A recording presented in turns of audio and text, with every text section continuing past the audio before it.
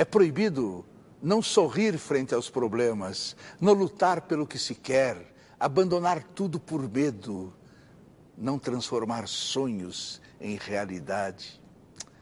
É proibido não tentar compreender as pessoas, pensar que a vida delas vale menos que a sua, não saber que cada um tem seu caminho. É proibido não criar sua própria história, não ter tempo para os que precisam de você, não compreender que aquilo que a vida lhe dá, ela também lhe tira.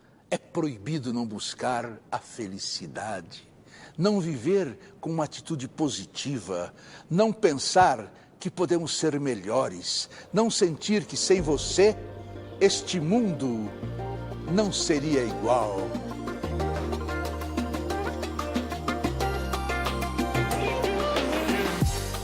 Tem um que eu assisto que é pela Dona Nete, que ele fala: estamos aqui hoje. É muito engraçado. Meio que uma entrada característica. É. Tá. Você Aí pode tem fazer essa identidade também. Mas ia ser copiar, né?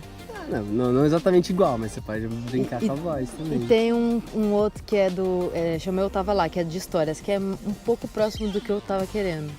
Que ele fala, e começa mais um Eu Tava Lá, eu sou Brian Rizzo, entendeu? Tem vários, cara.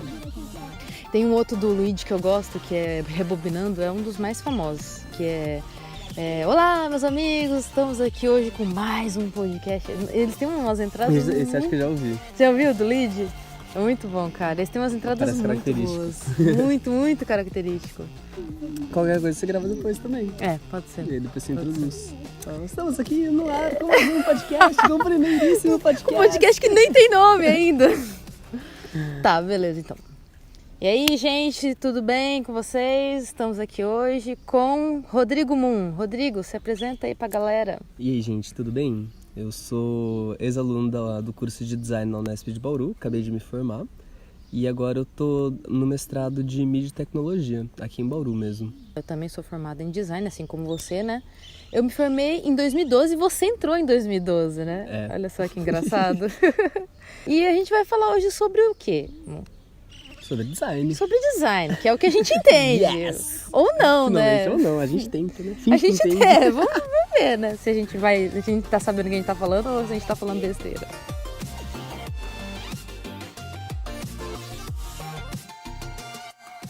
Assim, acho que uma das coisas que mais intriga, tanto quem já é formado em design, como quem tá pensando em fazer design, ou quem tem alguma curiosidade sobre a área, é o futuro do design.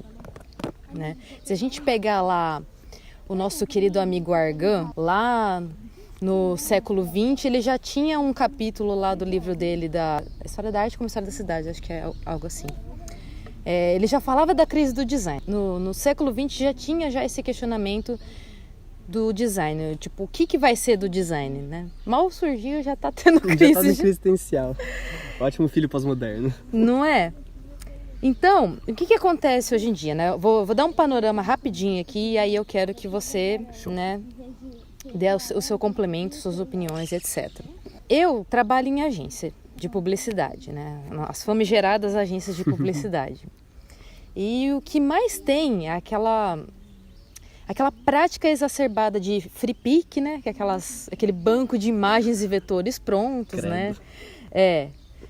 E os softwares mais rápidos que Photoshop, Illustrator e Corel, que é o Canva, que é a coisa mais automática que se pode existir em termos de criação de layouts. É aquele tão sonhado botão que simplesmente fala girar um logo e gera um logo. Exatamente.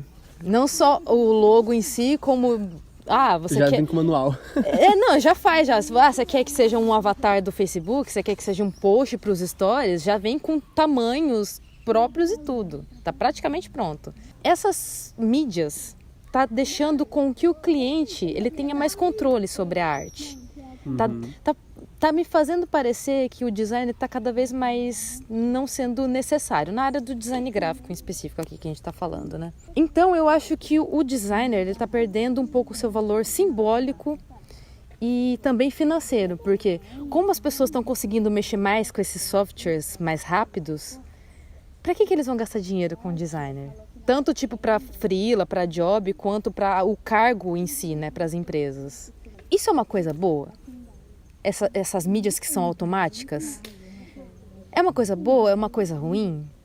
O designer, ele vai continuar existindo como ele está agora? Ou ele vai se tornar outra coisa? Ou não vai ter mais design? O que você acha? Eu acho que, primeiro, não é uma coisa boa, não é uma coisa ruim. Acho que é uma coisa inevitável. Isso iria acontecer uma hora ou outra. Inevitável o fato, no caso dos usuários, terem mais controle sobre as suas criações publicitárias, por assim dizer? Não, eu acho que isso ele é uma consequência, na real. Ele é uma consequência de um projeto que ele já vem desde o berço do design. Então, o designer é uma profissão que surge na modernidade, com uma sociedade industrial, com uma ideia de maquinar tudo que existe, de transformar tudo em processos, de desenhar esses processos. Então eu acho que, se antes a gente tinha atividades humanas que eram incabíveis de serem automatizadas, como a própria manufatura de objetos, e aí chega a década de 50 e 60 a gente tem cada vez mais desenvolvimento nessa área, e aí o Walter Benjamin manda aquele obra de arte na era da reprodutibilidade técnica, que é uma coisa muito da hora, muito bom de ler. E eu acho que conforme a tecnologia vai se desenvolvendo, a gente vai dominando cada vez mais atuações que antes eram humanas e a gente transforma em uma atuação de máquina. Então eu acho que era só uma questão de tempo até a gente chegar nesse ápice de desenvolvimento tecnológico em que a criação da imagem ela também vai ser automatizada. Porque a gente já meio que domina o código da imagem, ou como criar uma imagem, que tipo de texto você vai colocar, que tipo de imagem você vai colocar. E aí vira quase que um algoritmo, você só reproduz. Então, o trabalho das agências, ele não é mais um trabalho criativo, ele é reprodutivo. É você criar cada vez mais imagens que cumprem a propósitos determinados, mas são propósitos que já estão generalizados. Que é fazer a divulgação do seu estabelecimento comercial através de um material determinado que todas as gráficas fazem, que todo designer aprende a fazer na faculdade. Então, acho que, existem certos métodos que são ensinados no design, que culminam na gráfica, em última instância. Acho que a gráfica é a grande porta de entrada do design para o mercado de trabalho, para o design gráfico, pelo menos. Trabalhar numa gráfica é uma coisa muito interessante, porque você acaba percebendo que tudo que você vai fazer é porque uma pessoa viu alguma coisa e quer alguma coisa parecida.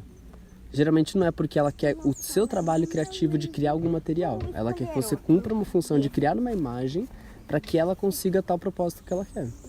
Então acho que o design nesse contexto ele está caminhando cada vez mais para se antes criar objetos não era coisa de máquina, tá virando. A gente tem, por exemplo, um algoritmo que ele conseguiu pegar um banco de dados de diversas obras de arte, analisar todas elas, e esse algoritmo conseguiu produzir uma obra de arte que foi vendida por $470 mil. Uau! Leiloada, na real, não foi vendida, leiloada.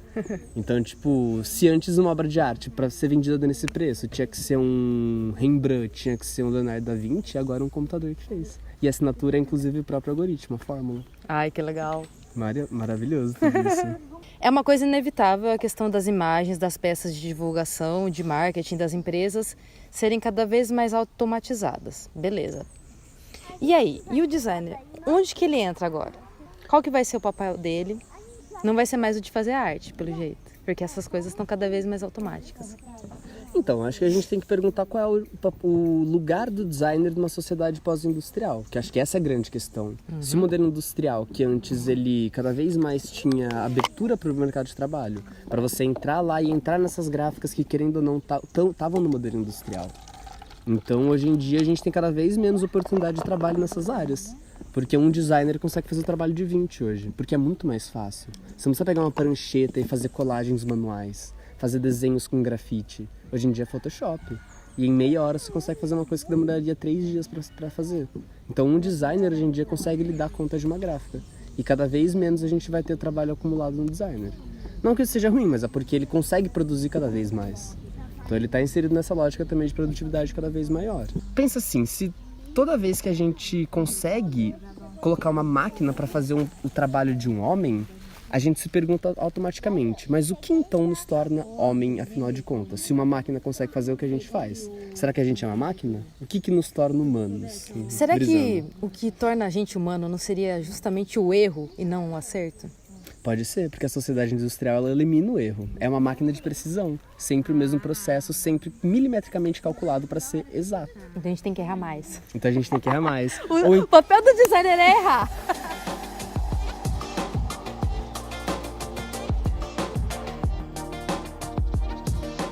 Eu sempre gosto de falar do Breno nessas horas, porque o Breno, ele consegue... Quem que é o Breno? Contextualiza. O Breno Bittencourt, ele é um veterano nosso. Eu acho que ele é do meu ano. O Breno Bittencourt, caso as pessoas não saibam, ele é um grande designer de logotipos. Ele tá em São Paulo agora, né? Vive Paraguaçu Paulista. Ele não tá mais em São Paulo? Não, tá na cidadezinha dele. Mas ele vive em São Paulo. Ele vive em São Paulo também. E aí o Breno, o TCC dele, ele foi meio que um processo de tentar entender como que o designer consegue incorporar um erro como um elemento criativo. Que aí ele fez um estudo do glitch, ele fez um estudo de todo esse procedimento de computador para criar imagens, para criar coisas em movimento e coisas assim. Então acho que a grande proposta dele foi tentar entender como é que a gente consegue trazer inovação através do erro. E será o erro uma coisa tão ruim assim? Ou será que o erro por si só é uma inovação que a gente não consegue relacionar e por isso que ele é excluído? Mas se você for ver também, se a gente pensar, por exemplo, na questão do glitch, né? Ou os bugs, né? Fale do jeito que você preferir. Os bugs de jogos, por exemplo, eles existem. Inclusive, as pessoas já vão jogando alguns jogos ou demos já com o intuito de achar bugs. Se existe um jeito da gente, como é que fala, programar esses erros também, se tipo até aí o computador alcança, e aí? Aí tá ferrado. Aí tudo pode virar máquina. E nós, o que a gente faz? A gente também pode virar máquina. Por isso que eu acho que cada vez mais, então, tipo, se a máquina Aí eu vou usar uma definição do Deleuze. Ele fala que toda Gilles máquina... Deleuze, pra quem não sabe. Nós, designers da formação Unesp, a gente ama Deleuze. O Deleuze, ele fala que toda máquina tem um código que lhe é imanente. Então, o código regimenta todo o funcionamento dela. E o código, ele só existe quando você codifica. Quer dizer, formar um território. Então, para você criar uma máquina, é dizer que essa máquina vai funcionar pelo código de pegar uma imagem de fundo, colocar alguma coisa escrita na frente, uma outra imagem colada do lado, e aí você vai ter um flyer. Então esse pode ser uma máquina, é um algoritmo que consegue produzir uma imagem que serve ao interesse de muita gente quando procura uma gráfica, e você consegue fazer isso simplesmente tirando o algoritmo. Dispensa o trabalho de uma pessoa, portanto. Então acho que se a gente está falando que a profissão do designer também pode ser mecanizada, transformada em procedimentos a serem executados, com uma variável de erro cada vez menor, então a gente está falando de uma profissão que também consegue ser mecanizada. Então criação de imagens já não é mais uma coisa que precisa de um designer, e cada vez menos vai continuar deixando de ser. Então acho que no futuro o que a gente vai tentar buscar é uma essência de um designer que seja cada vez mais além de simplesmente produzir imagens, de produzir objetos. E a minha aposta é que a gente vai perceber que desenhar num design é a mesma coisa que organizar. Então o designer, ele consegue organizar qualquer tipo de sistema. A nossa formação em gráfico permite que a gente organize sistemas gráficos, sistemas de símbolos, de colagens, de intervenções gráficas e assim por diante.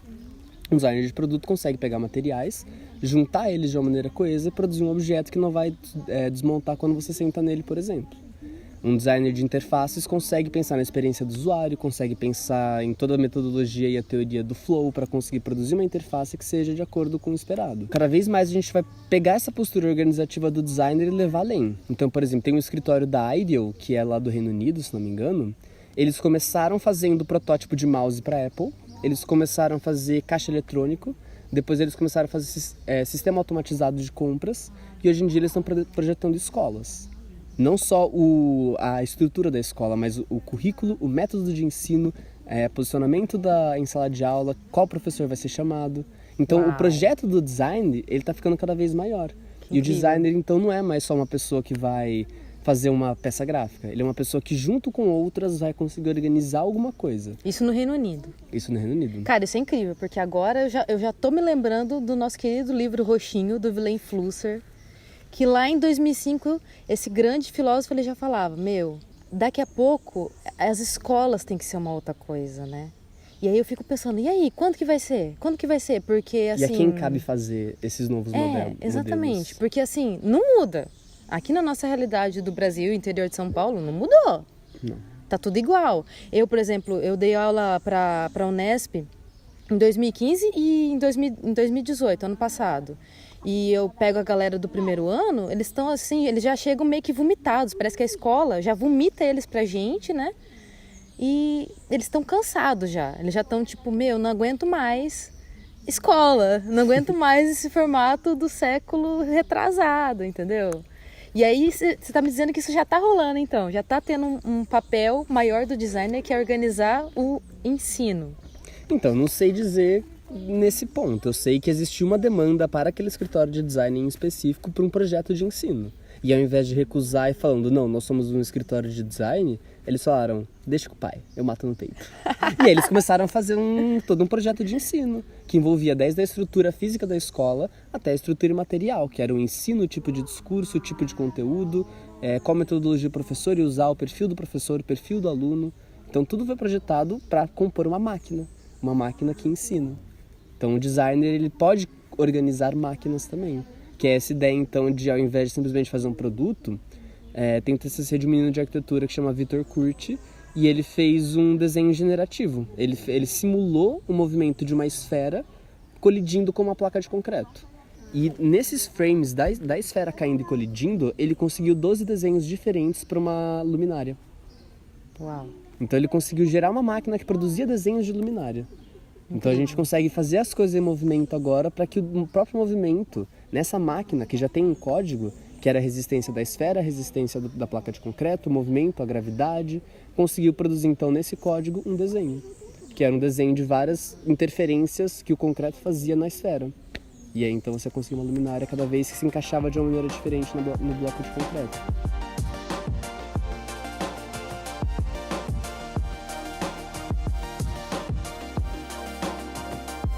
Sabe, o nosso negócio não seja só, né, o Photoshop, o Illustrator, né, mas também, de repente, ir para outras mídias, né, que nem isso que você está falando dessa luminária e tudo mais, né.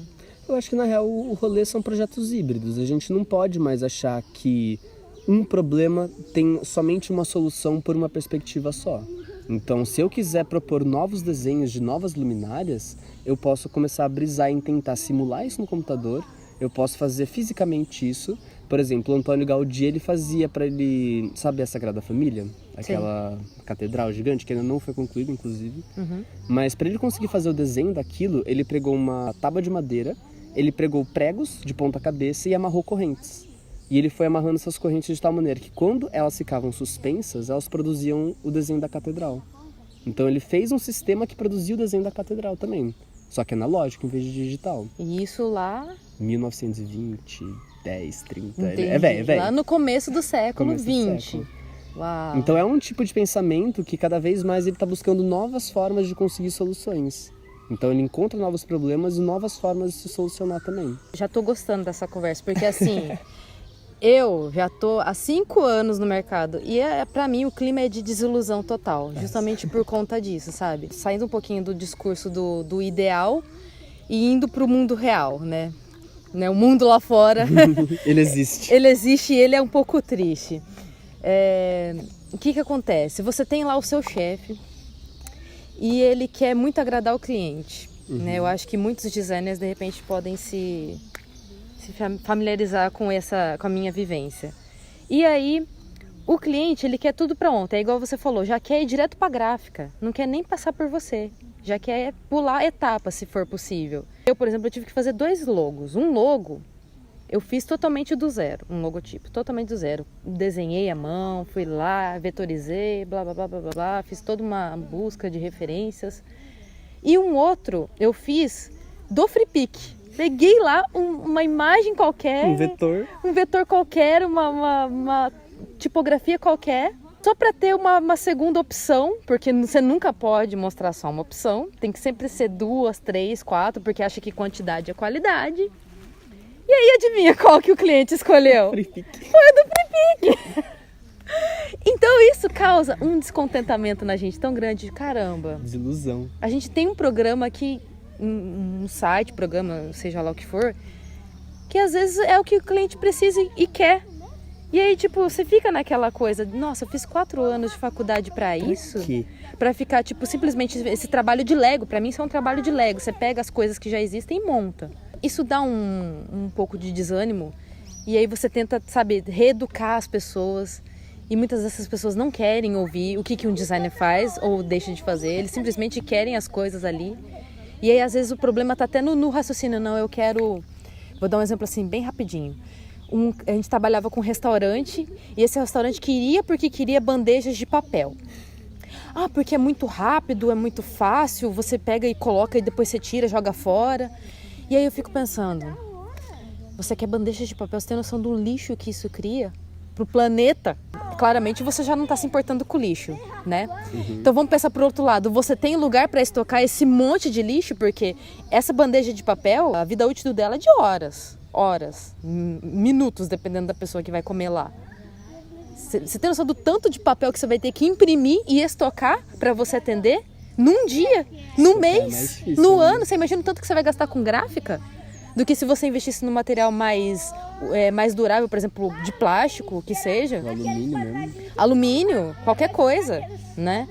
Então, assim, você não quer ir pro lado sustentável? Vai pro lado financeiro, é o tanto de dinheiro que você vai gastar. Mesmo que quanto mais você imprime, né? A lógica da gráfica é essa, né? Assim como as lógicas das indústrias. Quanto mais barato. Mas mesmo assim, e no ano, em 2, 3 anos... Então, às vezes, a pessoa ela tá com uma cabeça que é mais rápido, que é mais fácil, e não é, você entendeu? E outra, imagina a logística. Você ficar tirando, chega o cliente, você coloca, depois tira, coloca de novo. Imagina o trabalho. Do que se você pega e coloca ali, depois qualquer coisa o cliente sai, você vai, passa um paninho, já era.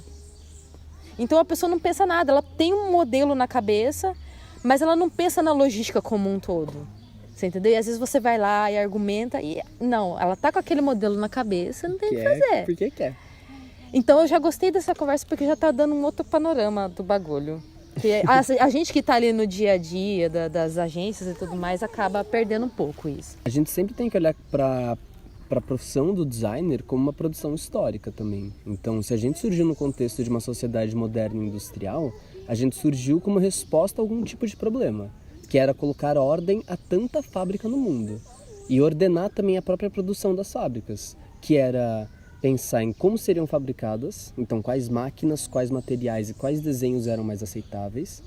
Ele impunha também, depois, através das tecnologias da comunicação e da informação, meios de propagar esse produto e despertar um desejo de compra para consumir, para conseguir girar a máquina do capital e, portanto, as fábricas conseguirem remuneração e conseguir continuar produzindo. Então é meio que um sistema que gira o mecanismo capitalista. E aí o design está inserido intrinsecamente nesse mecanismo, que é movimentar toda essa produção de fábricas, através de uma nova morfologia dos objetos, como diria Gustavo Bonfim. A ideia, então, é que, conforme a gente vai se libertando, então, desses modelos industriais, que dizem que para produzir tem que ser na fábrica, que para produzir tem que ter uma lógica propícia para a produção industrial, que não pode ter erros. Porque se tem erros, não é um produto errado, são 5 milhões de produtos errados. Então é muito mais sensível esse mecanismo, ele é muito mais dependente de uma lógica muito complexa, que é um designer com engenheiro, com diversas outras profissões que vão gerenciar todo esse mecanismo produtivo e vão falar, ok, pode funcionar, não vai dar erro, não vai dar ruim. E aí quando a gente tem então uma nova sociedade que se funda sobre a inovação, sobre a informação, sobre o conhecimento como plataforma para qualquer coisa, cada vez mais o material ele deixa de ser aquela coisa que a gente sempre desejou. Ao invés de simplesmente ter uma gilete, eu quero ter uma gilete de metal, porque tem todo um desejo em cima disso, uma construção de que quem usa gilete de metal é mais legal, não sei o que, blá blá blá. E hoje a gente percebe que essas fundações de uma sociedade de consumo estão caindo por terra. Porque eram soluções muito simples para uma complexidade muito grande, que era, por exemplo, eu quero uma bandeja de papel. Mas, porra, olha o problema de você fazer isso num mundo cada vez mais devastado ecologicamente. Isso, para mim, é uma conclusão de um designer, que é olhar uma complexidade maior que simplesmente aquilo que você me pergunta. Eu estou te apontando problemas que você nem sabia que existiam, que é realmente a profissão de um designer para mim no futuro. É você identificar problemas, pensar soluções ecológicas, e não somente ecológicas com o meio ambiente, mas ecológicas com a própria sociedade e com a nossa própria cabeça, para não produzir esquizofrenia em série, como é uma coisa de propagandas que simplesmente privilegiam modelos brancos, ou uma família tradicional, ou todos esses mecanismos que normatizam toda uma sociedade, que o design está inserido como fabricante de uma informação. A gente fabrica um mundo, é muito mais do que isso. É um mundo da propaganda que a gente cria, que cria uma sociedade que não corresponde a esse modelo ideal de propaganda. Ninguém tem uma família margarina. Ninguém. Mesmo se você passar margarina no pão, a família não vai ficar feliz. E mesmo que tenha, é uma família, não é todas as famílias. Exato. Né? Então, cada vez mais a gente está percebendo que esse projeto que o moderno tinha de um consumo, de um ser humano generalizado, de um progresso através das máquinas, tudo isso está meio que caindo por terra. A gente está percebendo que tudo isso que a gente elencou enquanto um positivismo tá meio que errado. É mais complexo, né? É muito mais complexo. O mundo é muito mais complexo daquele mundo da Revolução Industrial, né? Exato. Então a gente tá percebendo que a gente tem muito mais problemas do que a gente imaginava. Então, para mim, o designer, nessa Nesse contexto, né? reorganização histórica, vamos colocar assim, porque a gente está nesse pós, mas é um Sim. pós muito incerto ainda. A gente não sabe o que vem depois, mas a gente sabe que a gente precisa mudar. Então a gente precisa de novas formas de organização. E para isso são projetos muito complexos. Não é simplesmente uma fábrica. É um conjunto global de fábricas, é um conjunto global de povos. E novas organizações. E novas organizações para povos, para fábricas, para sociedades, para o sistema capitalista, para os modelos de troca e assim por diante. Então acho que a gente está num momento muito delicado da história. A gente está falando aqui do design do futuro, mas você acabou de pontuar aqui que o design sempre surgiu nesse contexto de a gente tem um problema, a gente tem que olhar a big picture, né? A gente tem que se afastar do quadro e enxergar o problema como um todo, como um sistema e não como um elemento ali só em si, né? Então, na verdade, a gente já surgiu dessa essência, né? Nunca mudou esse fato, não é? Mas quanto mais a gente sabe sobre o mundo, maior ele se torna. Então, por exemplo, tem um autor que ele chama Milton Santos, geógrafo brasileiro, mozão também, maravilhoso. Ele fala de um termo que chama cognoscibilidade do planeta, que é quando você consegue ter certeza das dimensões do nosso planeta. Não é mais um continente, um novo continente. É uma terra, que ela é redonda, algumas pessoas discordam, mas ela é um geóide, querendo ou não. E ele gira através de certas mecânicas, ele tem determinada quantidade de povos e cada povo tem a sua mecânica, tem o seu condicionamento histórico e cultural e a gente consegue ter noção de tudo isso, seja pela internet, pela televisão, pelo seu celular. A gente tem noção de que tem o tsunami na Indonésia, a gente tem noção que Bolsonaro foi para Davos, a gente tem noção de um monte de coisa e o mundo ele acaba se ampliando cada vez mais também. Então acho que a gente também tem que saber lidar com esse problema que surge em decorrência disso, que é uma crise de uma... Eu vou falar esquizofrenia porque eu adoro esse termo, mas... Eu gosto também, eu acho que traduz muito bem o que a gente está vivendo. De uma esquizofrenia global, você está delirando com muitas coisas. E que surge com Deleuze, né? A esquizofrenia surge com Deleuze. Então, é um grande problema porque eu não piro mais em cima de um problema familiar, eu piro em cima de uma coisa que está acontecendo lá na Ásia, que eu sei que se o Erdogan na Turquia tiver sucesso no golpe de Estado dele, esse fenômeno pode se generalizar pelo mundo todo. Então, são coisas que cada vez mais não são do design. Mas se um designer não souber disso tudo... ou quanto mais ele souber, mais problemas ele consegue encontrar. E mais acervos de ferramentas a gente tem para solucionar tudo isso.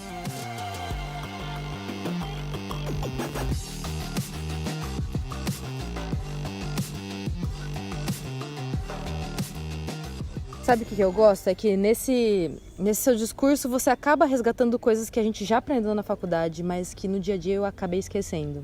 Sabia? Mesmo às vezes eu praticando, porque na nossa faculdade sempre foi enfatizado isso, a questão da gente ser esse agente que tenta olhar o problema como um todo e tenta, não apenas atuar só no produto se eu for designer de produto, ou não só atuar na parte de impressão se eu for designer gráfico, mas tentar entender, e essa empresa como um todo, e esses funcionários, e essa gestão, e esses estoques e tudo mais. Da onde estão vindo essas decisões e para que lugar que elas estão indo, né? Então, a gente sempre aprende isso, mas às vezes a gente esquece. Então, é legal que você está resgatando isso. Eu espero que ajude muitas pessoas numa dessas. Vamos falar um pouco, Mon, sobre a tão conhecida transdisciplinaridade. Ai, meu Deus. Deixa eu pegar minhas anotações. Transdisciplinaridade, eu não sei se todos os designers, né? Não sei quem vai estar ouvindo esse podcast, sabe do que se trata. Mas, assim, muito resumidamente mesmo, são todas as disciplinas em uma só e, ao mesmo tempo, uma só são todas. Então, é mais ou menos uma conexão maior entre as disciplinas e o designer está ali para ajudar, né? Mas, agora, saindo um pouco da questão do mercado, indo para a questão da universidade. E, mais especificamente ainda na Unesp, que a gente está ali, que é a Unesp de Bauru, interior de São Paulo. Eu não vejo uma conversa, um diálogo entre os cursos. Eu acho pouco. Eu acho que é um esforço de muitos poucos professores, de muitos poucos alunos. Entendeu? Malemar, eu acho que acontece mais transdisciplinaridade nas festas do Inter do que dentro de uma sala de aula ou num projeto de extensão. Ainda são muito caixinhas, Moon, e eu fico triste com isso, porque assim, por exemplo, o meu namorado, ele é da área da física. Cara, a gente tem tanto a aprender com ele, entendeu? Eu tenho amigos da arquitetura, a gente tem tanto a aprender com eles. Aliás, o design surgiu da arquitetura, né? Uhum. Então, como que, entendeu? Se separou e não voltou mais, né? A gente saiu da barriga da mãe e não voltou para conversar com a mãe, para trocar uma ideia com ela, você entendeu? E aí? Qual a sua opinião sobre o assunto? São dois papos meio que diferentes a gente discutir a transdisciplinaridade do designer, não do design, e o ensino do design. Porque eu acho que, assim, por essência, o design ele nunca vai respeitar as disciplinas. Ele tende a ignorar, na real. Então, se eu tô, por exemplo, fazendo um projeto, eu tô buscando problemas e soluções. Na fase de briefing, por exemplo. Então, alguém me passou, velho, eu quero que você remodele essa cadeira. Tá, beleza. Então, eu vou olhar outras cadeiras, eu vou pesquisar o que é uma cadeira, eu vou pesquisar a história da cadeira, e eu sempre vou buscar, então, nesses novos conhecimentos, formas de remodelar essa cadeira ou de olhar de outra forma essa cadeira, para tentar gerar uma diferença em algum lugar aí. Dependendo do seu objeto de estudo e de projeto, você vai precisar de um rol de conhecimentos diferentes. Então, se eu quiser projetar um sistema escolar, eu vou ter que precisar de um arquiteto no time, de um pedagogo no time, de um sociólogo para analisar o espaço e a constituição do espaço da sala de aula, por exemplo. Eu vou precisar de um monte de gente que consiga solucionar certos problemas que já foram elencados, ou que me digam quais problemas eu devo prestar atenção nisso daí. Então, se eu quiser ensinar um design transdisciplinar, eu vou precisar cobrir todas as áreas do conhecimento humano. Ou então dar pelo menos margem para você pesquisar em qualquer área e que isso seja aceitável para trazer para os seus projetos. E eu acho que muito mais do que a gente saber, né, mano? Porque eu acho que saber de todas as áreas a gente não vai saber. É impossível. Ou então saber acessar a informação. Eu diria acessar e dialogar. Eu acho que falta um diálogo do designer com as outras pessoas da equipe. Para não dizer que é qualquer área, eu acho que a gente se dá muito bem com os publicitários. O pessoal que é formado em publicidade e propaganda faz as tarefas, entre aspas, dos designers e os designers fazem as tarefas dos publicitários. Ali realmente tem uma diferença muito pequena, muito, muito próxima, pelo menos nas agências, né? A maior falta que a gente tem é conversar com os matemáticos, é conversar com os engenheiros, cara. Os engenheiros, eles têm uma noção de projeto tão claro, que às vezes eu acho que eles conversam mais com o designer do que os próprios designers. Justo. Em termos técnicos, entendeu? Em termos de argumentação, de metodologia. E, cara, os engenheiros estão lá, a gente está aqui, por quê? É que acho que isso não é um problema só do design, né? Infelizmente, a gente tem um problema que é próprio da estrutura da universidade. Então, eu não tenho departamentos transdisciplinares. Eu tenho um departamento, eu tenho estruturas docentes que cada vez mais reforçam que se eu sei de tal área do conhecimento, eu devo entrar em tal área do conhecimento. Não é o MIT, por exemplo, que tem matemático, físico, sociólogo, filósofo e artista e caralho a quatro que você consegue juntar no mesmo espaço e fazer o MIT. Então isso é uma estrutura que, querendo ou não, é um laboratório de inovação, na própria ciência, no caso. E o MIT que a gente está falando aqui, para quem não conhece, é o Instituto de Tecnologia de Massachusetts, lá nos Estados Unidos, que é a grande referência de tecnologia e ensino mundial. Então, tipo, se a gente tem uma universidade que historicamente já reforça isso, se tem departamentos que já tem tretas históricas entre os professores por disputa de interesse, por exemplo, então é toda uma estrutura dos professores, dos alunos e do ambiente universitário que corrobora para a gente cada vez mais se separar. E o diálogo é cada vez mais difícil. Porque se eu tenho uma visão muito específica na física e converso com alguém que tem uma visão muito específica no design, a gente vai conseguir conversar no máximo sobre organização. No máximo. Que é falar sobre como a matéria se organiza, como eu posso organizar a matéria e como o projeto me permite organizar a matéria. Mas se eu quiser falar, por exemplo, de briefing com um físico, ele não entende o que é um briefing, ele sabe o que é um problema. Ele entende a categoria de problema dentro da física. Mas o problema do design é uma outra história. Porque ele é um problema que ele não emerge do cálculo. Ele emerge do desejo, ele emerge do social como uma complexidade. Então, tipo, a gente tem sim que conversar com essas áreas. Eu acho que é o que falta. Por isso que eu falo sempre de equipe transdisciplinar. Porque você precisa conversar com essas áreas. Mas a gente, ao mesmo tempo, precisa reconhecer que a gente tem o complexo do designer. A gente acha que a gente consegue fazer tudo. Não, deixa com o pai, deixa que eu mato. Deixa que eu faça qualquer projeto. Pode me chamar para projetar qualquer coisa que eu faça. Sendo que às vezes a gente esquece de admitir que a gente também é ingênuo e não sabe de certas coisas. Ou que tem gente que sabe mais. Sim. Mas a gente tá numa condição que a gente aprende na faculdade que a gente pode projetar. E o projeto por si só é uma máquina muito da hora, que me permite organizar qualquer tipo de coisa. Você me dá um problema, eu consigo em um determinado período de tempo resolver o seu problema. Se eu tiver uma metodologia que consiga, de fato, lidar com o problema. E a gente acha que, tipo, se a gente tiver 2 anos, eu consigo aprender física o suficiente para solucionar um problema de física. Mas, ao mesmo tempo, a gente esquece que se a gente conversasse com um físico que já tem toda uma bagagem muito maior do que você jamais vai ter na sua vida, e conseguir trocar informações com ele, e ter o tempo de aprender um vocabulário comum, que é o que separa cada vez mais as áreas, Exato. a gente conseguiria, então, fazer projetos juntos, colaborativos, entre um designer e um físico. E aí, qual é o papel do designer nesse quesito, então? É realmente isso, organizar. Organizar as opiniões de um físico com os problemas que ele percebeu, com a metodologia de solução de problemas que ele tem, e cada vez mais pessoas que ele consegue juntar no estudo.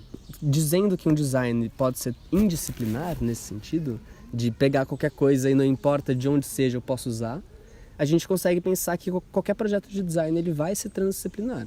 Porque o que sobra, ele percorreu diversas áreas, foi um percurso de diversas áreas do conhecimento. Mas a gente tem que entender que, tipo, se a gente quiser, de fato, caminhar por todas as áreas do conhecimento, a gente precisa ser um pouco mais humilde. E falar, você sabe, então me ensina.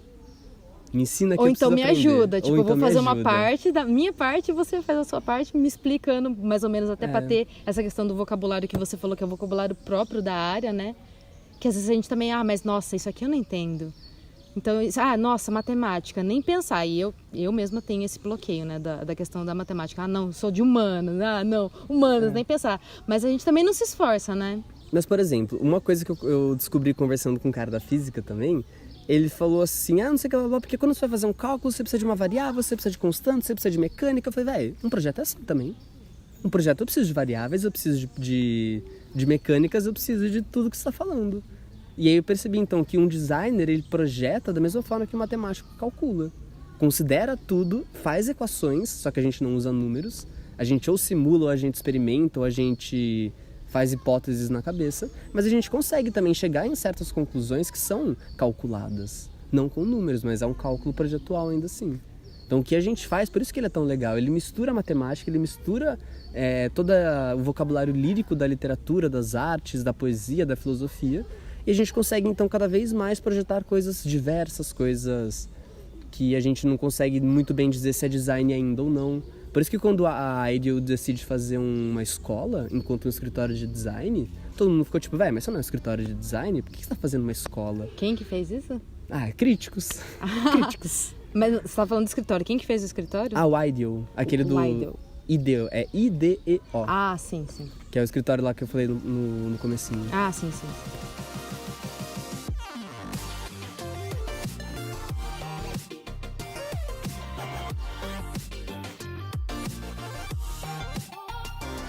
Bom, pegando aqui o gancho da universidade, né? Já que você falou que essas estruturas elas são muito rígidas na universidade e elas mesmas acabam propiciando essa falta de conversa entre os cursos, você acha que a universidade ela vai deixar de existir ou ela vai, óbvio, para ela poder continuar fazendo conexão com o mundo de hoje em dia, ela vai ter que se transformar? Vamos olhar um pouco o papel da universidade ao longo da história. No começo ela surge, as universidades começam a surgir na Europa, sei lá, em 800, 700, 1000 depois de Cristo. Que é um momento em que decidem começar a investir num espaço para gerar conhecimento. Que já era tão escasso, que ninguém entendia porra nenhuma o que estava acontecendo, tudo era magia, tudo era bruxa, e as universidades não tinham tanto espaço assim na sociedade, querendo ou não, produzia esse conhecimento, produziam-se teorias, mas era aquele período da Idade das Trevas, então era tudo produção católica. Todos os filósofos eram Santo Agostinho, por exemplo, era tudo voltado para uma visão de mundo a partir da religião cristã. E aí no Iluminismo, lá 1450, 1500, começa a surgir essa ideia então da gente explorar o mundo meio que livre dessas coisas. Tentar eliminar Deus da equação e falar, como é um mundo sem Deus? Como é que funciona tudo isso? E aí então a gente começa a desenvolver conhecimentos, a universidade começa a virar um espaço que não só produz conhecimento, como agrega. Então ele é um espaço que tem livros, que tem pessoas que sabem e toda dinâmica de transmissão de conhecimento que você espera numa sociedade. Então a universidade, ela é além disso um repositório de conhecimento. Se você quer acessar conhecimento da história, você vai na universidade. Então, por exemplo, o exemplo que eu pensei foi Foucault. O Foucault, ele é um cara que ele é o gênio da história. Ele pegou discursos de 10 de 1200 até os dias de hoje e conseguiu entender como que a história foi se formulando pelas coisas não escritas, por como as pessoas pensavam, no que elas pensavam, como era o mundo para elas, o que era o homem, quando surge a figura do homem. E nesse processo, o Foucault não seria Foucault se ele não estivesse na Sorbonne. Se ele não tivesse uma biblioteca com tanto livro, mas tanto livro, que ele pudesse pegar 20 livros de uma vez só, folhear todos eles e decidir qual livro era importante ou não. Então não existiria Foucault sem a Sorbonne. Quer dizer o quê? A Sorbonne é a universidade que ele lecionava e pesquisava lá na França. Em Paris. Em Paris. É Paris 8, acho, alguma coisa assim. E hoje em dia, a dinâmica do conhecimento mudou. Tem internet. Então tudo que eu tinha numa biblioteca, que é a Biblioteca Nacional do Rio de Janeiro, por exemplo, não funciona mais nesse modelo. Eu não preciso mais pesquisar livros para conseguir obter conhecimento. Tudo bem, ainda existe a credibilidade do livro em função da internet, mas isso também está mudando. As pessoas estão começando a aceitar a Wikipédia. E os livros, eles estão na internet também. E os livros estão na internet também. Então, na internet existe um repositório infinito de conhecimento. Digamos infinito porque ele tende ao infinito. É assim, como indivíduo, ele é infinito. Porque se você pesquisa alguma coisa e tem mais de 1 milhão de resultados, nem se você vivesse 200 anos você ia conseguir ver todas as páginas. Exato. Hoje em dia, com a presença da internet, o que é uma universidade? Qual é o papel da universidade para a gente conseguir chegar numa conclusão de que ela está em crise, por exemplo? Porque as pessoas não querem mais ir para a universidade, porque elas não veem o que elas podem aprender na universidade, porque a universidade está distante da realidade. Então, se eu faço uma pesquisa, ela está 10 anos atrasada, ela não consegue mais dizer sobre o funcionamento atual da sociedade, não consegue resolver problemas que antes ela conseguia resolver, muito porque a sociedade também ficou mais complexa. Mas a universidade está perdendo essa função social que ela tinha, e esse privilégio histórico que ela sempre teve, de você ser professor universitário, as pessoas, bom dia, professor, professor. Quando a gente frequenta uma universidade hoje em dia, então, a gente espera realmente sair formado como profissional no mercado de trabalho. Já tem uma lógica industrial implicada aí, que é uma universidade que continua o ciclo do ensino médio, que é o ensino industrial, de você ouve, você repete, você faz prova, você passa. A faculdade, ela continua reproduzindo esse sistema. E aí não vale nem entrar na diferença entre faculdade particular e pública, porque nesse quesito elas não são tão diferentes assim, elas só mudam pelo desejo do aluno. Numa universidade pública existe um desejo muito maior de fazer a diferença e criar inovação do que numa particular, que é um público muito mais voltado para conseguir ter uma profissão e ter uma renda. Nesse quesito, as universidades elas não conseguem mais cumprir essa função de inovação do conhecimento, de propor novas teorias que revolucionam a forma de conceber o homem e sua vivência na Terra. Nós, nessa perspectiva do designer, vivenciamos essa crise também, que é essa ideia, então, de, por exemplo, eu aprender Photoshop, ou devo eu aprender Photoshop na universidade? Será que eu não posso aprender no YouTube por conta própria? Que tipo de teoria eu tenho que aprender na universidade que vai me tornar um profissional mais capacitado? Qual é a função de um curso universitário? Eu participei da reformulação do PPP do nosso curso. E os debates que tinham lá eram muito mais voltados para realmente isso. A gente precisa formar profissional de qualidade. E aí, o questionamento ele tem que vir não só de tipo, tem que ter essa matéria ou não, mas tipo, o que a gente tem que aprender na faculdade? E ainda mais uma universidade pública, que ela tem uma função e um dever social, que é de formar profissionais que atendam a área daqui de Bauru, das cidades próximas. A esquizofrenia está onde? Quando a gente tem um modelo de aluno aqui no curso que quer ser o Breno, que quer ser um cara que faz sucesso no Behance e consegue trabalhar para o mundo afora e ganhar rios de dinheiro. E a comunidade que te formou, que pagou teus impostos? Pois é. Isso é uma discussão que pode ir muito além. Mas tudo isso está envolvido na crise da universidade, de um modelo de governo que cada vez mais retira recursos das universidades estaduais do governo de São Paulo, que inclusive vai tirar esse ano bastante. Yay! Funcionários, inclusive, não estão recebendo o 13º nas Unesps. Tá? E sem previsão desse ano também. E até engraçado, né? Fazendo um breve parênteses aqui, né? Você não vê isso na mídia, cara. É incrível como tudo que acontece na universidade pública nem passa perto de um jornal nacional. E esse negócio do atraso do 13º, que é seríssimo, é um crime isso aí. É um crime constitucional um trabalhador não receber 13º. E isso já faz mais de 3, 4 anos que isso acontece. Entendeu? E é muita batalha, gente. É muita batalha pro funcionário receber o 13º. Pois é. Você entendeu? E nem passa perto do Jornal Nacional, nem passa perto de uma folha do Estado de São Paulo. Isso é muito à margem das coisas que estão acontecendo.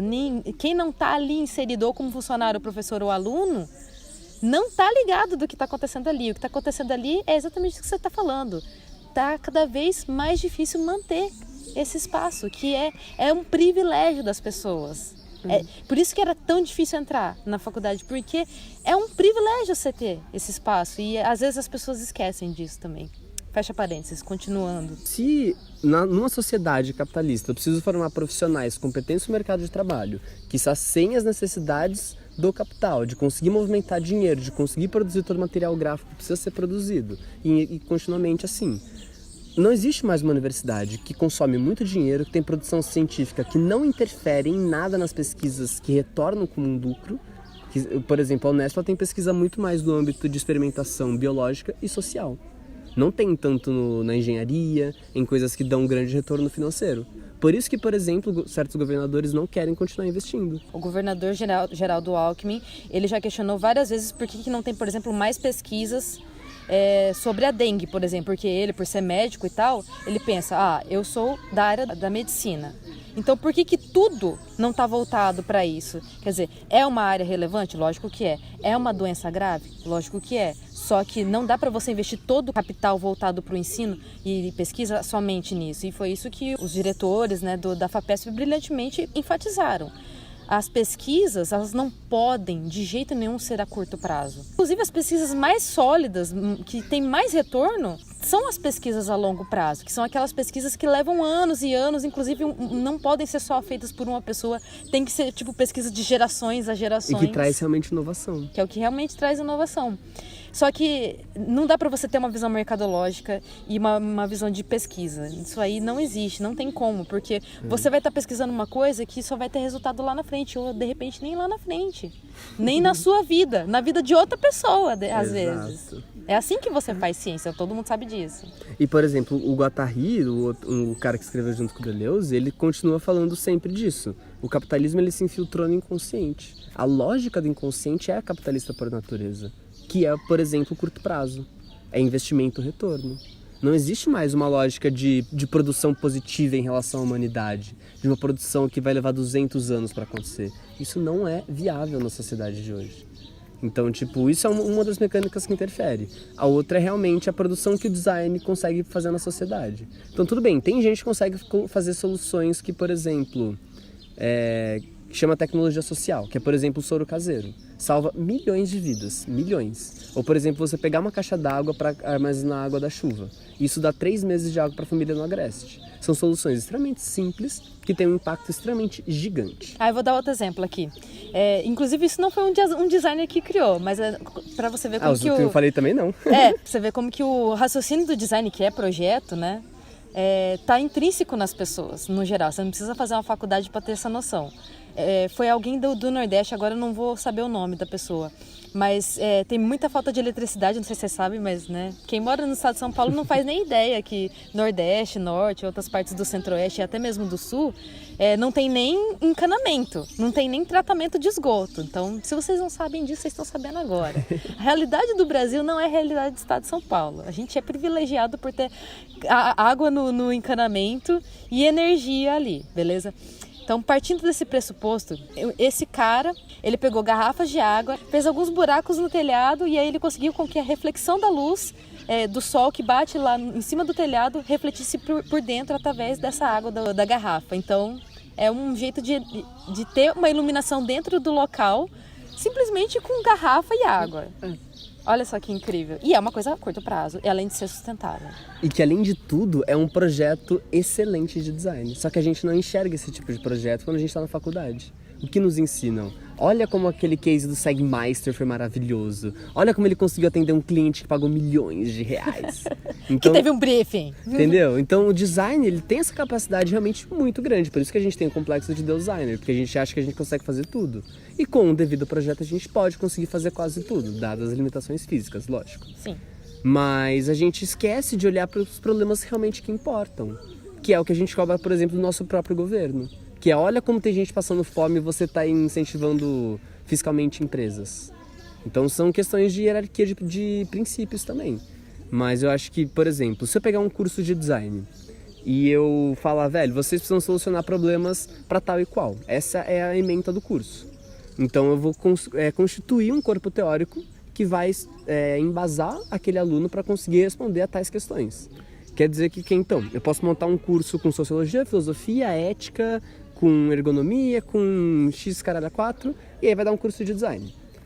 E ao mesmo tempo eu posso pegar um outro curso de design em outro lugar do mundo, ou lugar do Brasil, e falar, as questões são completamente outras. Então o corpo teórico vai ser outro. Então você monta um outro curso de design com outro corpo teórico, e os dois se chamam design. E a esquizofrenia tá, velho, se isso aqui é design, se isso aqui é design, se existe design de bolo, de sobrancelhas, design de produto, interface, de experiências e vai além. Design thinking. 50 mil atuações de design. O que é design? Que é uma crise ontológica do curso. Tipo, velho, eu faço design, mas eu não sei o que é design. Qual é o design que eu faço? A gente volta pra raiz, né? E a gente volta pra raiz. Tipo, qual é o design que surge historicamente que não responde mais a uma sociedade industrial? Que é a necessidade, então, de um novo modelo de design. Qual é a nova produção de um designer numa sociedade pós-industrial? É maker? Ele é artesão? Ele é gamificado? Ele é gamificado? Quais são as novas metodologias de um designer numa sociedade pós-industrial? Então, acho que essas são as questões que a universidade tem que se perguntar. Para responder, então, de acordo com uma sociedade que está modificando. E deixar de ter esse atraso. De falar, não, preciso de 10 anos de pesquisa para conseguir afirmar se aquilo é isso ou não. Não necessariamente. Se está acontecendo, é aquilo. Não precisa necessariamente pegar todos os porquês daquilo. Se você consegue dizer como funciona, você consegue trabalhar em cima. E isso é uma epistemologia do design, por exemplo. Eu não vou me preocupar qual é a existência daquilo, como que aquilo chegou naquilo que ele é. Eu entendo que se ele funciona daquele jeito e eu posso alterar o funcionamento desse jeito, já é um projeto de design. Então a grande questão que a gente tem que se colocar é exatamente essa, tipo, qual design eu quero defender? Porque se eu vou conceber design enquanto projeto, tudo bem, é projeto de qualquer coisa. Se eu conseguir conceber design enquanto organização, é organização de qualquer coisa.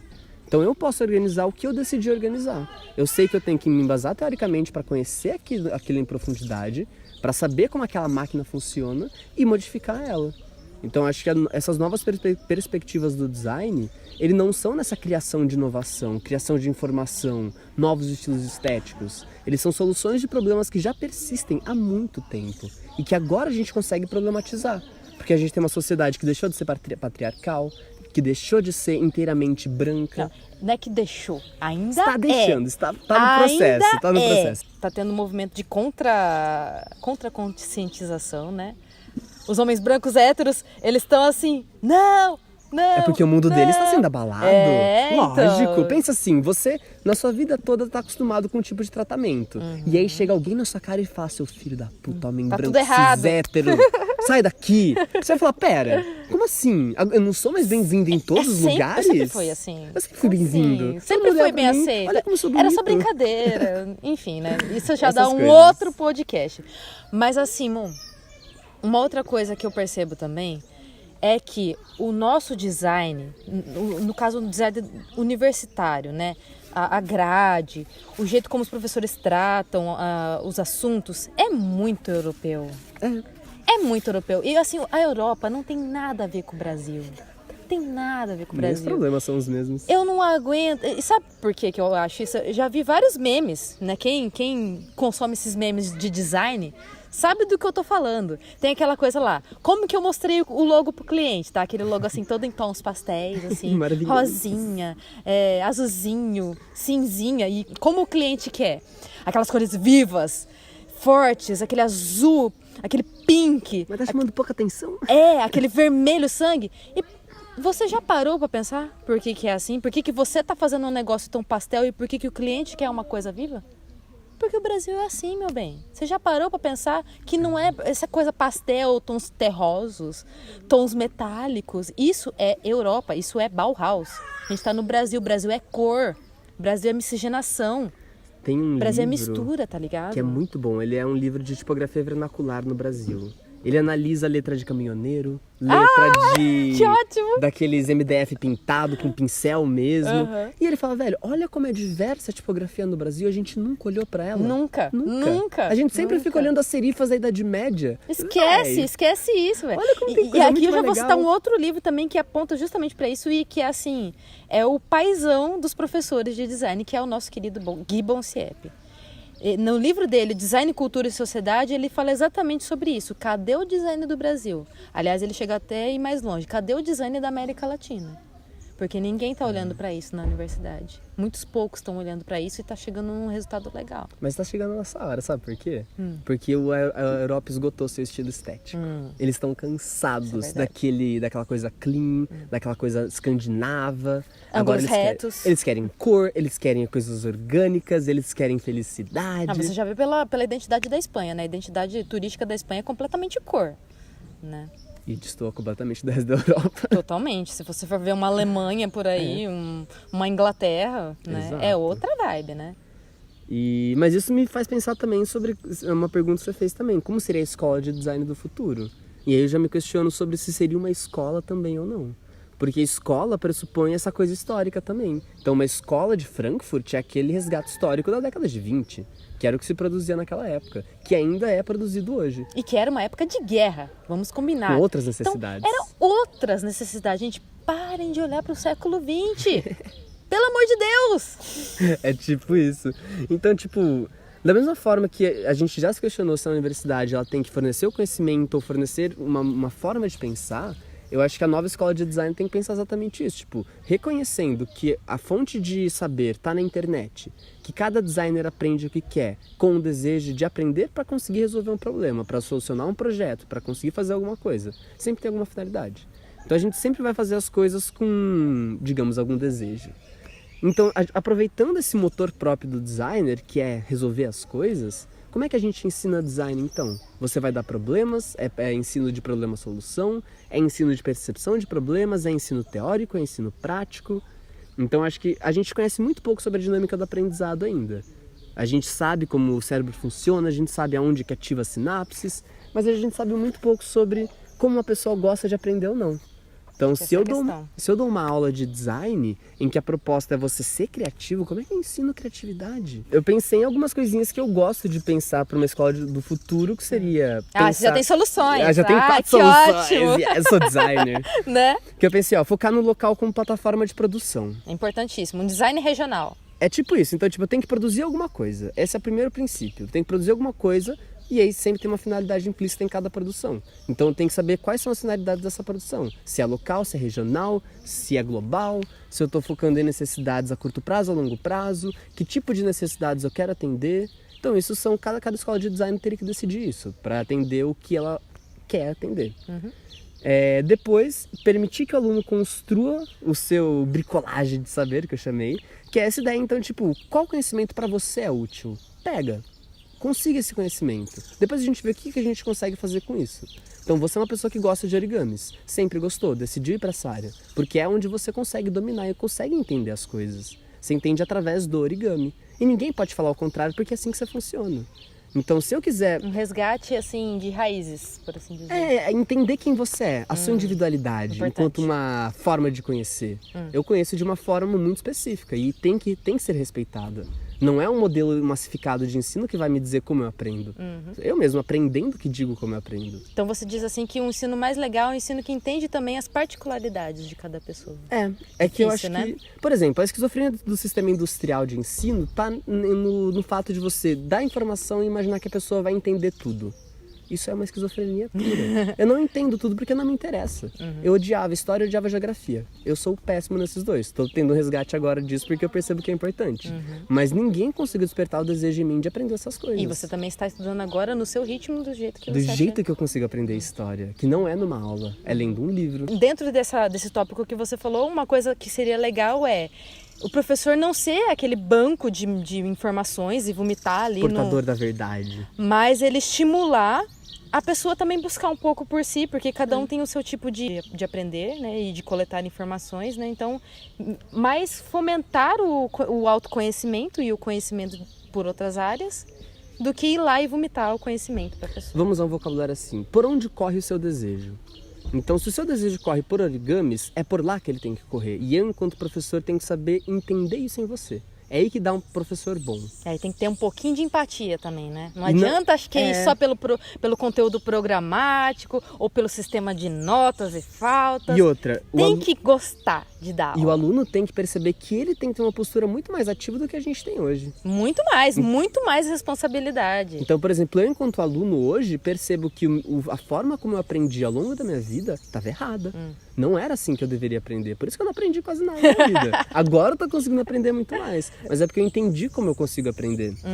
E aí o professor ele tem que conseguir catalisar esse processo que você está tendo por conta própria. Sim. Meio que um cuidado com você. Não é meio que um direcionamento. Eu não vou te podar. Exatamente. Eu vou falar, é isso que você realmente quer? Então vai por Talvez aí. Não seria melhor por aqui? Não, então vamos por aqui mesmo.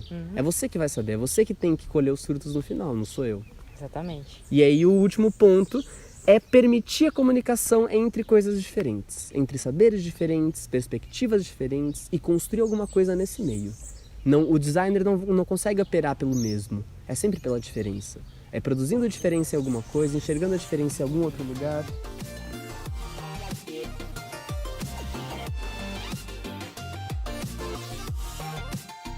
Vamos fazer uma finalização aqui, Moon.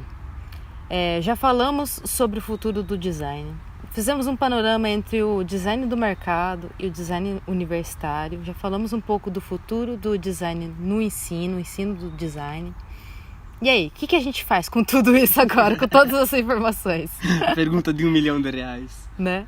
No fundo, não importa o quanto a gente faça a teoria do design, o que a gente precisa ter sempre em mente é a própria prática dele. Então, qual é o potencial de transformação que a gente tem com tudo isso? Se eu aprendo a projetar uma tipografia, aonde uma tipografia pode causar algum tipo de revolução?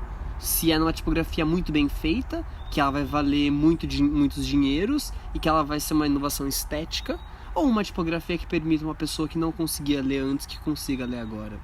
Eu acho que é meio que aquela discussão que a gente sempre tem quando a gente chega na faculdade, que é o design pode salvar o mundo? Não, o design não pode salvar o mundo, se o mundo não cooperar junto.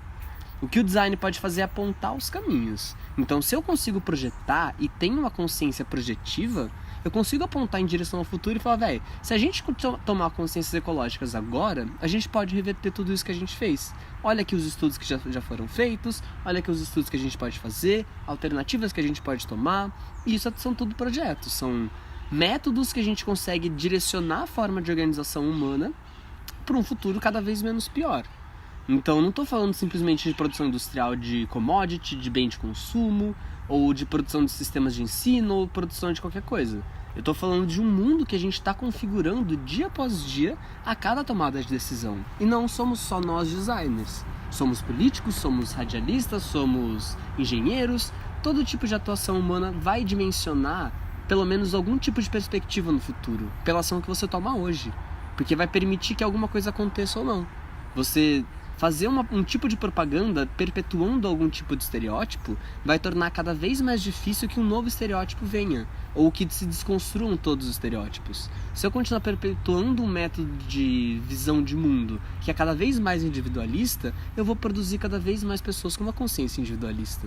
E não só a questão da propaganda, né, Moon? Por exemplo, ao invés de a gente ficar quebrando a cabeça de fazer novos designs de abrir garrafas, ou abrir latas, que tal a gente pensar em outras maneiras de armazenar esses alimentos e essas bebidas sem ficar gerando lixos com embalagens e abridores? Exato. Né? Então, se a gente, enquanto designer, já ajudou a criar uma sociedade industrial, porque sem o design não teria uma sociedade industrial, não teria ordem suficiente para que a sociedade industrial conseguisse emergir e virar o que virou hoje, a gente tem que pensar que a gente também está ajudando a construir os novos futuros e os novos meios de se viver enquanto humanidade.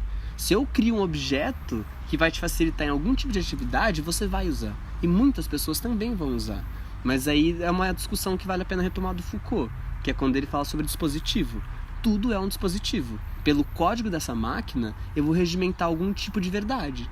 Então, se eu estou criando um dispositivo que regimenta que a verdade vai ser branca e de homens, eu tô perpetuando cada vez mais isso. Não, já foi feito, já consolidou, já ficou bastante tempo lá, então já tá na hora de outras coisas acontecerem. Exato, então o que a gente precisa pensar enquanto designer é o seguinte: se existe alguma coisa acontecendo e eu vejo que essa coisa não é boa, eu preciso tomar alguma atitude para tentar ou modificar como essa coisa está acontecendo, ou tentar criar uma outra coisa que vai se sobrepor a essa. E dentro da sua área de atuação, né? Exato. Tipo, não adianta a gente querer mudar o mundo inteiro. Igual você falou do design regional. A gente tem uma área de atuação. A gente tem um raio de atuação. Se a gente já fazer a nossa parte e tentar educar o máximo de pessoas que estão dispostas a ouvir, putz, já é tão legal. E pensa assim, por exemplo, se cada designer, de cada gráfica, de cada pequeno polo de produção tem em mente que toda vez que ele montar uma propaganda que envolve uma família, ele saber o que é uma família e ter uma discussão já embarcada sobre os modelos de família que existem na nossa sociedade atualmente, ele consegue mudar a cabeça de muita gente. E é pelo inconsciente mesmo, é por ver e a pessoa se identificar com aquilo. E aquilo já não ser mais militância, como algumas pessoas dizem. Exato. Já ser uma coisa normal. Deixar de ser mimimi. Ai, eu sonho tanto com esse dia. Que vai chegar. Vai chegar. Vai chegar. Ainda não chegou. Mas esse mimimi, militância, feminazes, isso aí vai acabar. Vai ser uma coisa normal. Ainda bem. Essas coisas. Porque, por exemplo, na época quando as mulheres não votavam e elas começaram a querer votar, foi um rebuliço. Todos os homens começaram a ficar de pinto frouxo. Ficou tipo, como assim a mulher também quer votar? Não sou só eu que vou decidir o futuro do país? Putz, então as coisas vão mudar? Ah, não. Não pode. Volta não pra vai, cozinha. Não, volta. Né? Uma coisa muito importante em design também é essa conjuntura de poderes que cria no mundo. E como a gente corrobora com isso. Se eu crio um dispositivo, por exemplo, um exemplo histórico, a foto. O jeito de se revelar a foto, ele foi construído para revelar foto de pessoas brancas. Isso é história, porque se fosse preta não aparecia. Não tinha como identificar uma matiz de cores escuras a tal ponto que a pele destoasse do fundo. Não tinha essa preocupação. Não. Então hoje, só com muito tempo depois, a gente começou a ter papel fotográfico que conseguia ser revelado e ficar cada vez mais claro a ponto de a gente conseguir ter essa diferença de matizes. Uau. Então, entendeu? A condição histórica produz um médio, que foi a fotografia. Uma fotografia, é revolucionário em todos os sentidos, mas no começo ele foi produzido de acordo com aquelas condições históricas. Então a gente tem que entender que todas as nossas produções também são regimentadas pela nossa formação histórica. E por tudo que está mudando agora. Então eu, enquanto designer, tenho uma possibilidade de adotar essas mudanças e impulsionar elas, ou eu posso frear elas e falar, isso não faz sentido pra mim, caguei. Esse ponto de decisão a cada trabalho que eu produzo. Porque são criações. Querendo ou não, se é o mesmo do mesmo, é uma criação ainda assim. Tem uma categoria de ineditismo naquilo que é um logo pra você, é um material gráfico pra você. Então a gente tem que ter em mente que, por exemplo, toda vez que eu faço um produto, que falte acessibilidade, eu tô excluindo toda uma gama de pessoas que não vai conseguir usar aquele produto. Por exemplo, uma porta. Não adianta você querer fazer uma porta que tem ali todo um ângulo, né? Porque tem a proporção áurea. Porque ela tem cores que são agradáveis aos olhos. Não, ela tem todo um padrão ABNT para essa porta, para ela ser acessível para cadeirantes, por exemplo. Então, por exemplo, a gente chegou num ponto esquizofrênico no design que a gente justifica os nossos projetos por argumentos conceituais, estéticos, de piração, de brisa. Por exemplo, eu posso justificar um projeto na faculdade e falar que ele tem uma lembrança de 5.000 anos atrás, que aconteceu tal coisa e por isso eu fiz esse objeto. E a professora vai falar, ai que lindo. Nossa, parabéns, 10. Você conseguiu resgatar uma lembrança e não sei o que, olha que pira conceitual. Mas, materialmente falando, que diferença essa pessoa produziu? E que diferença o curso está incentivando a essa pessoa produzir? É uma diferença para ela mesma? É para os outros? E aí, então, a discussão de uma produção de design, ela vai infinitamente aonde a gente conseguir chegar. E assim, Moon, pra gente, né, não dizer que a gente é completamente revolucionário, que essa é a voz da geração que cagou pro passado, se a gente deu essa impressão, eu acho que não é por aí também. Porque, por exemplo, eu estudo origami. O origami ele é uma atividade ancestral. Tem estudos que dizem que surgiu no século II, junto com a criação do próprio papel na China. Mas por que eu estou estudando isso agora? Porque ele está sendo redesenhado. Então não é aqui uma questão de esquecer o passado e o passado não serve para nada, eu só quero daqui para o futuro. Não é isso. A gente precisa do passado, a gente precisa resgatar essas artes e esses conhecimentos, só que não dá para ser como era feito antes. Ele tem que ser outra coisa, tem que ser essa mistura de linguagens do presente e do passado. Não pode ser só o passado, não pode ser só pensando no futuro, não pode se ignorar o passado, mas ele tem que ter outras funções hoje em dia, né? Eu percebi que quando eu consigo justificar pela própria história alguma coisa que acontece agora, eu consigo ver o sentido, eu consigo ver como aquilo se produziu.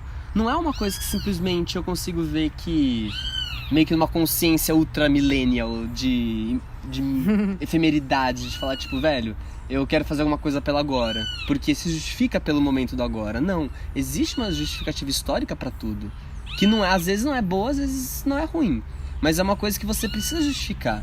É entender que se no passado foi daquele modelo, qual é a necessidade de um novo modelo? E só a história vai apontar isso pra gente. E da onde que surge esse modelo, né? Esse novo modelo? E pra quem que é esse modelo? Pra que tipo de história a ser construída é esse modelo?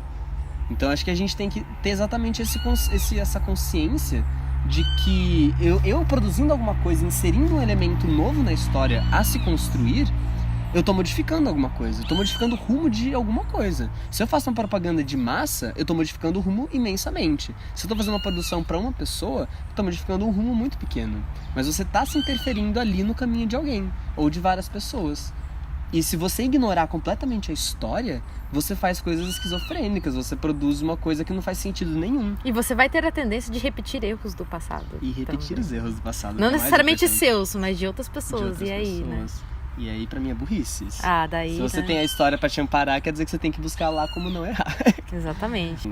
A gente não tá menosprezando tudo que aconteceu na história. A gente tá fazendo um olhar crítico a partir da nossa consciência atual. Exatamente. Que é, se eu tenho uma história que privilegiou certos grupos e que foi contada por certos grupos, eu tenho uma história completamente tendenciosa. Não é uma verdade absoluta. E prejudicial. Diga-se de passagem. Então, se a gente não fizer uma arqueologia no sentido de olhar tudo que foi produzido e todas as visões que foram produzidas naquele momento, a gente tende a ser tendencioso, que é analisar a partir de uma perspectiva só.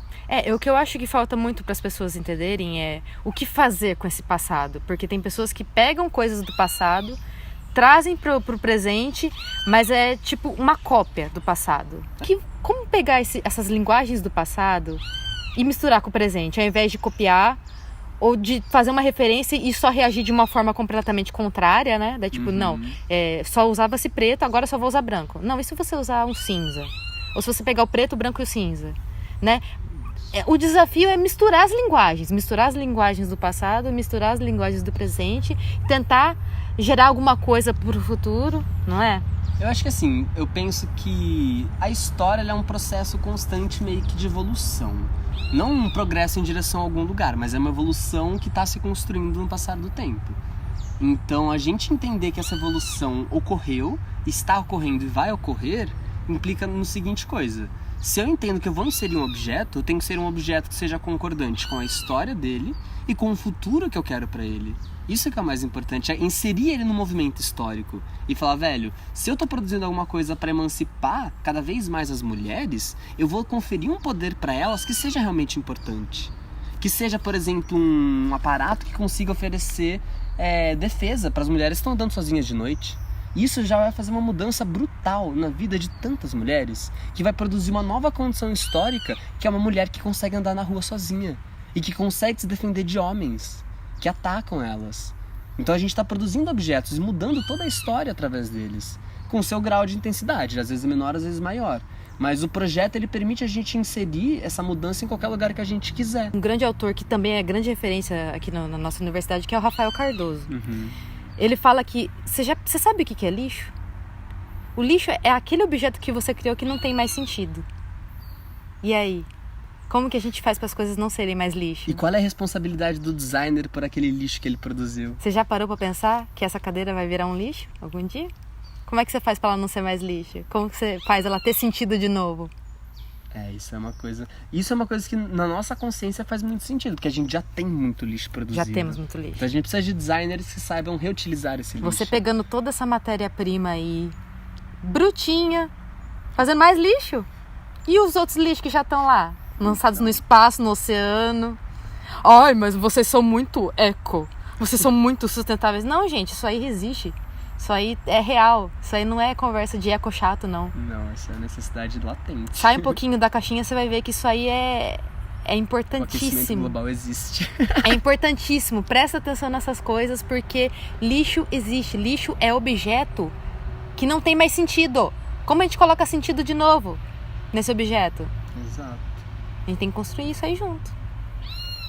Moon, Muito, muito, muito Que brisa. obrigada. Nossa, que brisa. Mas eu adoro. Espero que as pessoas curtam também nosso material aqui.